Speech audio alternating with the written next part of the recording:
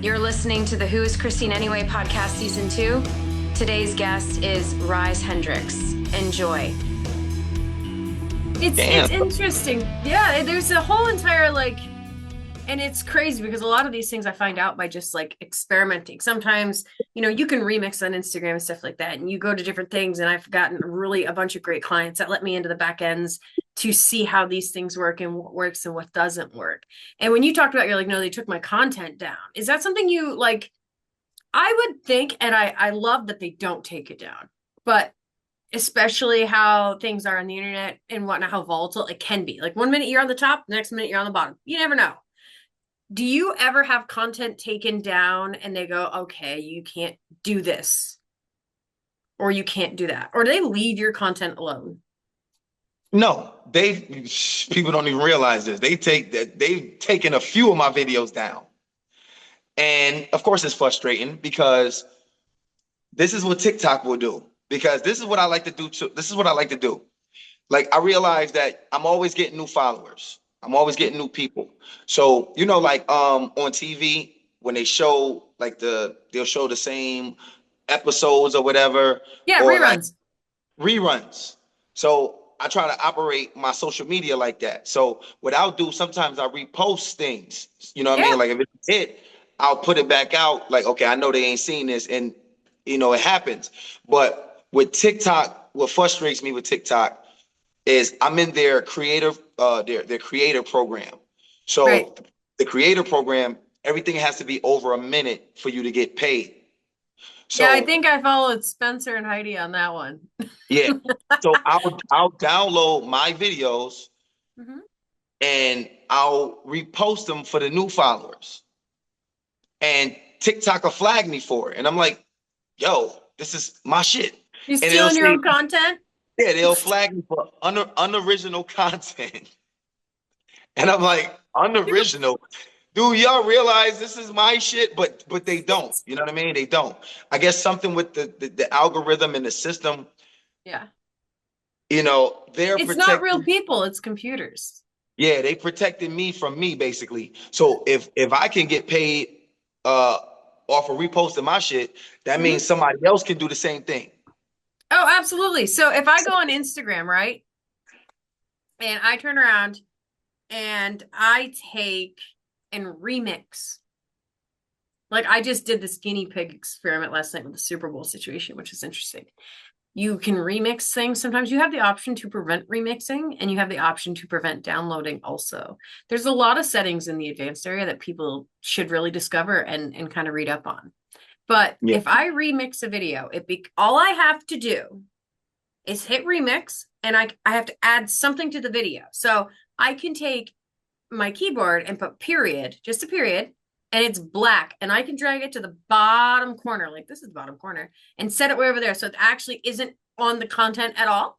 And I can repost that content, and it shows up in my reels, and it shows up in my grid, and it shows up as my content as a remix. So the original content creator will get I don't even say royalties, they get something, but I'm able to ride coattails of that person. Yeah. Which is absurd. Wow. When you think about it, and then they don't take it down. I could post anything absolutely unrelated to me, like an elephant giving birth, and they'll be like, that's her. And I'm like, thanks. But no. Yeah. But it's all computers. If they don't see anything, I mean, it's the same time when you go to and you open anything, it's like your FYP, and sometimes it's fucking nuts. It's just and that's with this new program, man. Honestly, I don't like the new program. What was that like when it shut down for the day?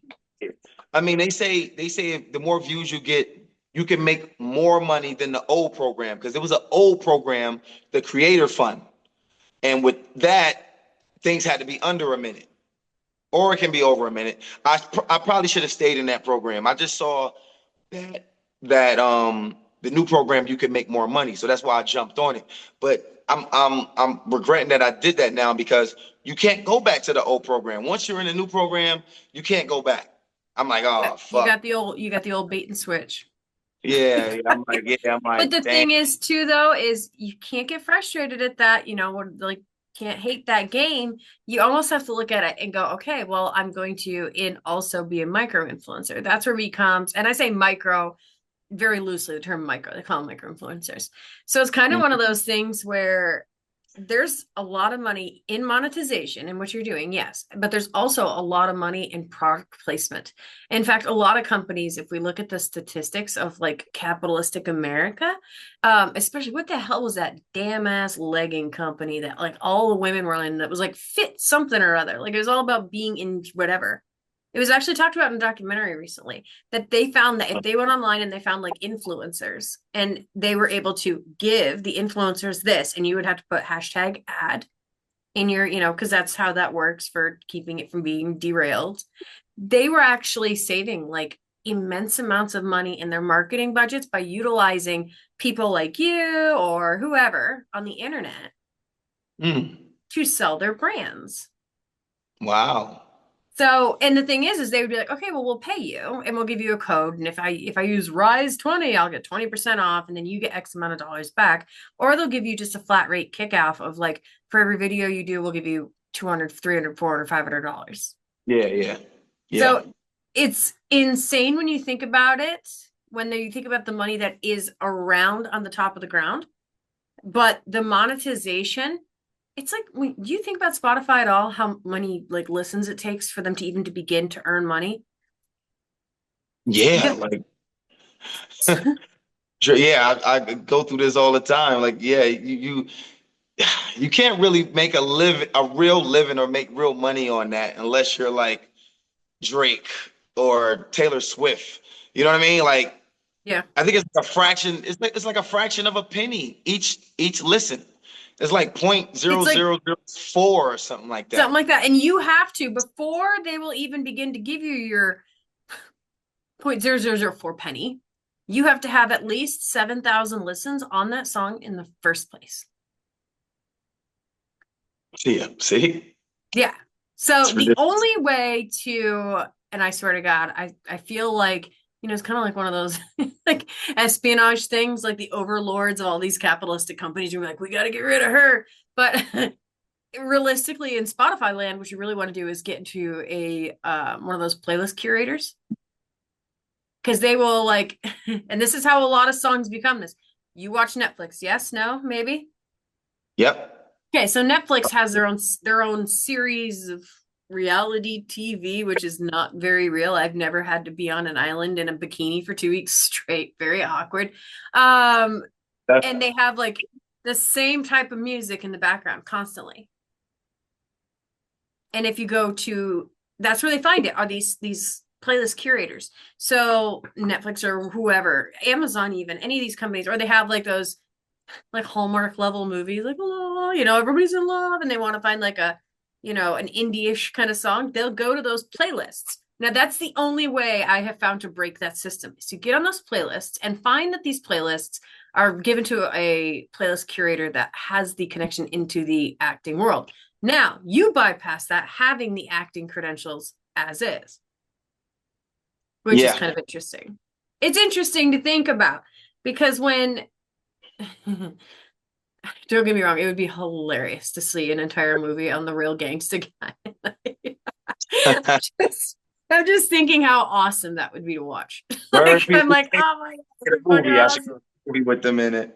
Like, how'd he become it? He was running, he found a ski mask, he was in Buffalo, it was fucking cold, he put it on, and that's how it started. That'd be nuts. That would be so fucking funny. And then it'd be so good. But that's the only way that I have found that. And it's not even like break the system. It's like understanding how it works. It should not take this much strength to do these type of things. Content creators, I don't think people realize how exhausting it is to make content. They don't. It is. And you get burnt out on people. Like, you're like, I'm peopled out. Like, I just don't want to talk to anybody. Definitely gets burnt out. It's oh my goodness. There is definitely burnout, It's times where I'll just be like, yo, I got nothing. I ain't got nothing today. I'm going to Buffalo. I'm Yeah, garbage plate. Leave me alone. I'll go up to Rochester. Yeah. Go to the Yeah. museum. What is it? The Children's Museum of Play. That place is the shit. Have you been up there since you've been up in Buffalo? I know it's in a little bit of like, it's like north, it's in Rochester. So it's like an hour away, but sue me for that. Oh no, I ain't never been there. Nope. You need to go.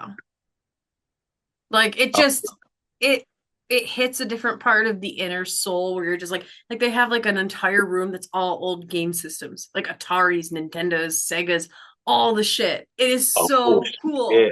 And everything's life size. That's Like there's cool because Sesame Street.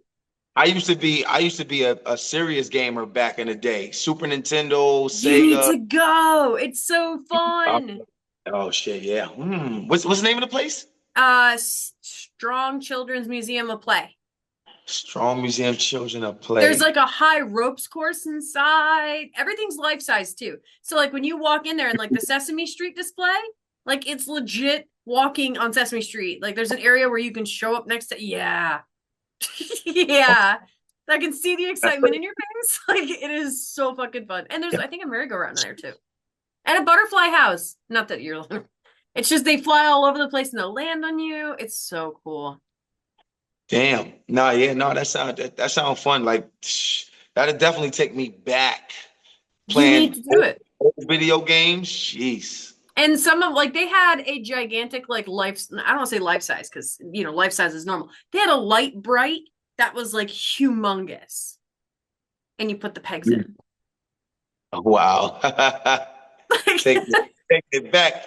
Trying to make us kids again, yo. I know. Well, my 6-year-old, she just got light bright for her birthday, and like I think I've been playing it more than her. I'm like, get the fuck out of here! This is my toy. Like you got karaoke, get up there. Like I'm just like sitting there, and I'm like, this is a donkey, and I can't again cannot draw. So even with light bright, everyone's like, what the hell? It looks like a pheasant. So I can't really explain it. But the Museum of Play is so fun. They have it, and they have like food court in there, and they have like a ropes course. And they have and it's just right down in the middle of Rochester. Wow. You need to go, and then you need to like. I'm gonna get an email from you being like, "Thank you," and I'll. Yeah, I'm about to say, yeah, send me an email to the place, so I'll look them up. And because here's the funny thing, I've never been to Rochester. You need to go. Never. I've never been to Rochester. Like actually in Rochester, like just there, just in the town. I've never been in the town. This is like this is down in the city. Same with Syracuse. I've never been in like to Syracuse. Okay, you need to go to the state fair. I drive past it when I'm driving from Buffalo to Jersey or PA, but never been to these towns in upstate. You're gonna make me like a concierge of your New York tourism guide. Like I'm like, first we're gonna go to the state fair, and then we're gonna go to the museum, and then we're gonna go to there's a zoo in Syracuse too. There's waterfalls, there's High Falls Gorge. Like I'm from Saranac Lake originally, so we like near Whiteface and near like Placid and all those gigantic Olympic venues and stuff like that. So there's a lot of really awesome stuff. There's also the fact that it's under like 80 feet of snow right now. Oh, jeez. So we won't need to get the sled dogs harnessed, but at the end of August, the state fair is so fun. Man, you'd have a blast. They have free concerts there. You should perform. You should perform. Hey, somebody book me. I'll see if I know a guy. Like I know enough people, but yeah, no, it's there's a lot to do. You'd love the museum, I think. You just seem like a child at heart. Like it just seemed like you'd really enjoy that sort of thing. And it's not just like they have like a full-size Berenstain Bears. Definitely a big ass kid. That's no question.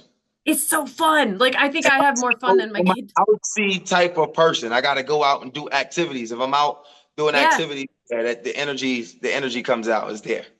But the high ropes course, it goes like across the floors, and like it's a whole second floor of game systems, and it's like all like there's like Mm-hmm. Yeah. Yep. Let me know if you need me to meet you there. That's fucking fun. Like you need an adult, I'll supervise. Let's go. Shit, let's go. It really is fucking fun though. And they had this really cool thing last time I was there where you drew first again, we're back at the drawing, but it was like you color or draw a fish and you hit a button and the kid would back up, like they scurry back, or an adult in this case. You scurry back and then all of a sudden your fish, exactly how you colored it, would appear on the digital screen. And you would, this is like a piece of paper you colored. And then it Oh would shit. go in and they would read it and then they'd put it up on the screen and it moves digitally. Oh, see that. Oh, that's dope. Damn, Yeah. So when you're sick of peopling, there you go. Go off and do some art. Yeah. Go kick some kid off a fucking museum built for kids and be like, you get birthday parties. I don't. Just do this. It's my turn. Yeah. You were already on it. It's me now. Move. Your fish is ugly. No, that's terrible. But it would just be one of those things. But it's so cool though. There's like so much stuff that's like life size in there, built for, I don't want to say built for adults, but it's like the kid at heart, like you said. So there's, Yeah. you know, I don't know. It's right down in the city too. It actually has its own parking garage. Ooh. Oh, good. Yeah, so Mhm. you got to pay for extra parking. I don't think That's always it was that's much. always good. You ain't got to pay for parking. That's always good. But it's like right down in the heart of the thing. And you can snag a garbage plate, which I won't be, but you can, because there's something about like putting mustard on anything that just makes me run. I'll separate glitter before I do that shit. Sorry. No, mustard. Mustard. I don't eat mustard on nothing. Do you ever wonder who the fuck went to their fridge and said, I'm going to take mustard and mayonnaise and put it in this hard ass boiled egg?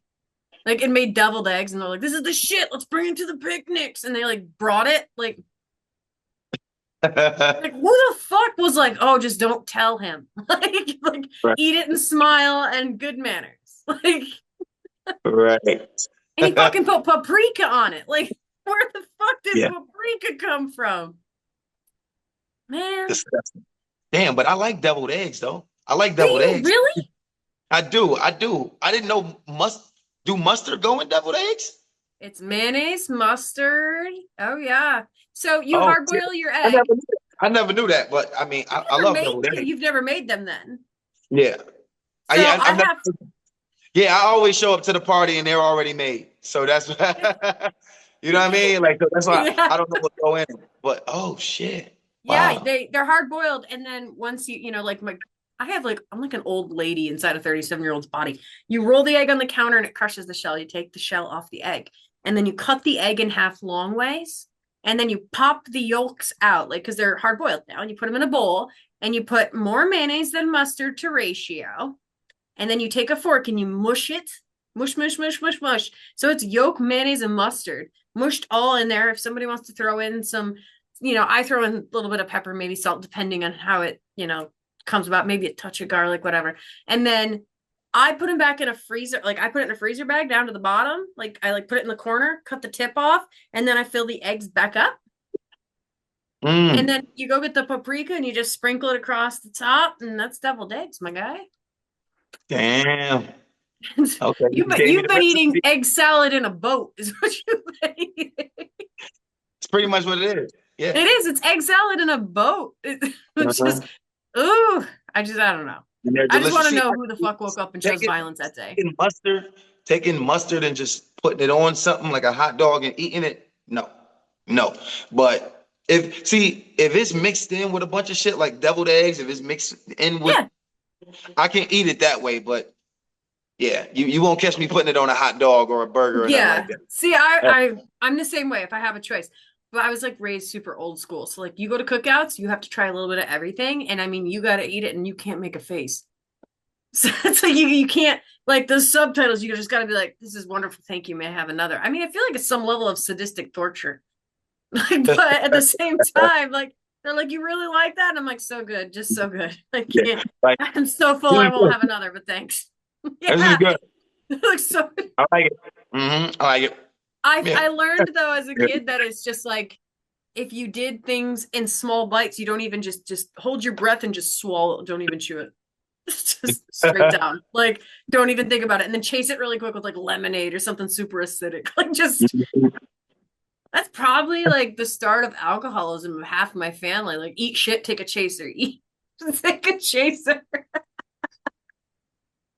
That's it. Oh fuck. We ended up in childhood trauma.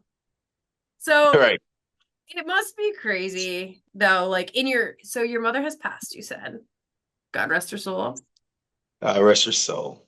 So when you go to family events, Your family has all seen all these videos, I'm assuming.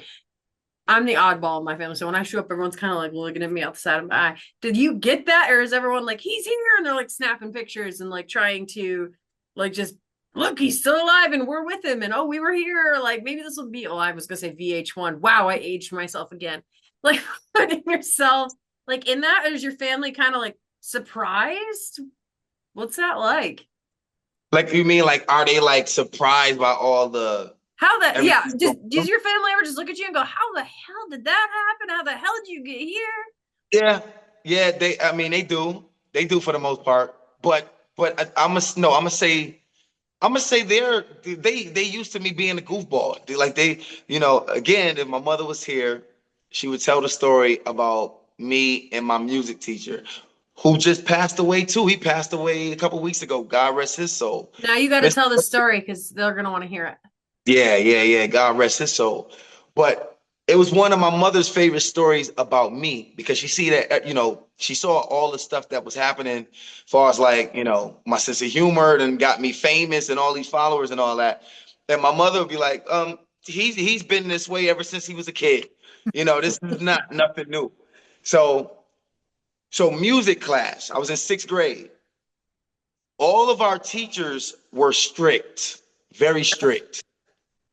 So you couldn't really fuck around. You couldn't really fuck around in those classes. I mean, a little bit, we'll goof off a little bit, but the teachers they raise their voice and it's like, oh, all right. Yeah, it was different when you and I were in school. Yeah. But music class, the music, he was more laid back. It was more laid back. It was more fun. And that was my opportunity to just let loose. So I used to just clown, make the whole class laugh. I don't know if you remember the show In Living Color. You remember In Living Color? Yes, I do. I do remember it. I'm not that much younger than you. My God. Right. We around the same age. But I'm a couple years younger than you anyway. But Don't worry, that's not Wikipedia-able or anything. Okay, good. But I knew I was this little 6th grader who knew how to imitate every character on that show. I had the voices down pat. I can't do it now. You're a fucking menace, and I love it. But in 6th grade, I knew how to do all the voices, all of them. All of Jim Carrey's characters, Fire Marshal Bill, all of them. I knew how to do all of them. And when we got to that class, everybody knew like it's time to clown. It's time for Walk the Clown. It's like it's like loosening the collar. And my music teacher was so cool because he got to the point where he stopped trying to shut me down because he knew that I had to get this out my system. Just let it happen. So he would just sit back at his desk and just let me just go off. And I would just, just get this out my system, do all the characters, got the whole class laughing. And when I got it all out my system, he would look at me like, you good? You got it all out? And I would basically give him the look like, okay, all right, I'm ready to learn now. I'm ready to get on with the class. And then he would go on with the lesson. So I guess we had a parent-teacher conference one day. And it was during music class. So my mother was coming. He went to go meet my mother in the hallway. So you already know, as he goes to the hallway, he's not in the class.